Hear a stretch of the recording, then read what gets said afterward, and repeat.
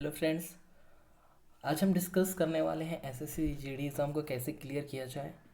इससे रिलेटेड जो भी इन्फॉर्मेशन है, जैसे कि मैंने अभी क्लियर किया है एसएससी जीडी, तो आप किस प्रकार से एसएससी जीडी को क्लियर कर सकते हैं, आपको क्या स्ट्रेटजी अपनानी चाहिए इस एग्ज़ाम को लेकर, वो हम अभी डिस्कस करेंगे। तो सबसे ज़्यादा इम्पोर्टेंट बात है कि इसके सिलेबस को पढ़ना, कि सिलेबस में है क्या और किसे किसे पढ़ना है। पहली बात की जाए मैथ्स की, 25 नंबर का आता है। रीजनिंग ये भी 25 नंबर का आता है।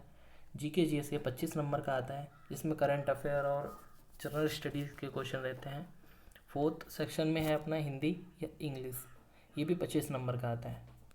फर्स्ट बात करें हम मैथ्स की, तो मैथ्स को लेकर हमेशा यही रहता है कि मैथ्स के हार्ड क्वेश्चन आते हैं, ऐसा कुछ नहीं है। बेसिक अगर आपका क्लियर है तो आप इजीली मैथ्स बहुत अच्छे स्कोरिंग कर सकते हैं। करीबन 20 प्लस तो कर ही सकते हैं। इसमें भी इसमें मेन चैप्टर को आपको क्लियर करना है, एडवांस पे ज़्यादा फोकस नहीं करनी है। बेसिक जो चैप्टर हैं, टाइम एंड वर्क हो गया, टाइम स्पीड डिस्टेंस हो गया, या अदर जो चैप्टर हैं बेसिक चैप्टर, उन्हें क्लियर करना है। एडवांस में ज़्यादा चीज़ पे ध्यान नहीं देना है, मेंसुरेशन पे ध्यान देना है। मेंसुरेशन के क्वेश्चन आते ही आते हैं, बाकी ज्योमेट्री अदर के क्वेश्चन नहीं आते हैं। वही बात करें हम रीजनिंग की, तो कोडिंग डिकोडिंग हो गया, नंबर सीरीज़ के क्वेश्चन हो गए, है ना, मिरर ये इमेज हो गया, कटिंग फोल्डर जो है, इससे रिलेटेड क्वेश्चन हमेशा देखने को मिलते हैं। कथन निष्कर्ष जो वाला चैप्टर है, इसमें से में क्वेश्चन तो आते ही हैं। अब बात करें थर्ड सेक्शन की, तो इसमें जीके जीएस आता है, जिसमें करंट अफेयर आता है।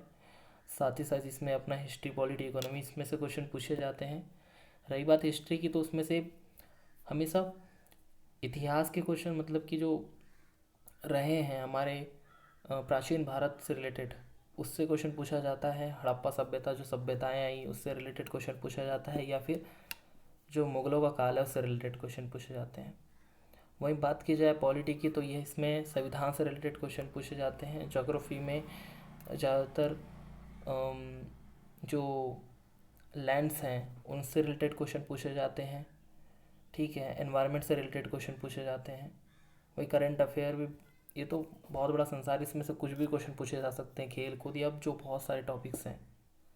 वही बात करें थर्ड की, अगर आप हिंदी लेते हैं तो आपको बस, अगर आपका हिंदी मीडियम पहले रहा है तो हिंदी आपके लिए बहुत आसान हो जाएगी। लेकिन हिंदी भी इतनी आसान नहीं होती है, घुमाने का पूरा प्रयास करती है। आपको उस पर भी बेसिक्स क्लियर होने चाहिए। एक बार तो एग्ज़ाम से पहले एक बार तो पढ़ ही लेना चाहिए, ताकि अच्छी खासी तैयारी हो सके। ठीक है दोस्तों, इसके बाद क्या होता है कि अगर आप इंग्लिश को लेते हैं तो इंग्लिश से रिलेटेड आप नीतू मैम की बुक से पढ़ सकते हैं। जो बेसिक्स, बहुत बेसिक, वॉल्यूम 1 ले सकते हैं। अगर आप वॉल्यूम 1 लेते हैं तो वॉल्यूम 1 आपका पूरा बेसिक कर देगा, बेसिक क्लियर कर देगा इंग्लिश में। ठीक है दोस्तों, इतने ही 4 जो मेन सेक्शंस हैं, इन्हें क्लियर करना है अच्छे से। बेसिक अगर आपका तैयार है तो आप एसएससी जीडी आराम से क्लियर कर सकते हैं। और डिटेल में अगर आपको सिलेबस देखना है कि मैथ्स में कौन कौन से चैप्टर जो इंपॉर्टेंट है, सबसे बेस्ट स्ट्रेटेजी है कि आप वहीं से सारे सिलेबस डाउनलोड कर लीजिए, उनका स्क्रीनशॉट लेकर पेपर में निकाल लीजिए, उन कॉपीज़ को रखिए अपने सामने और डेली उनमें से एक एक चैप्टर क्लियर करते जाइए। उनको क्लियर करने के बाद प्रीवियस ईयर लगा सकते हैं, देखिए कि लेटेस्ट क्वेश्चन कैसे एसएससी पूछ रहा है, उन्हें भी आप कर सकते हैं। तो अभी के लिए इन 4 सब्जेक्ट से रिलेटेड जो स्ट्रेटेजी रही, इतनी ही है।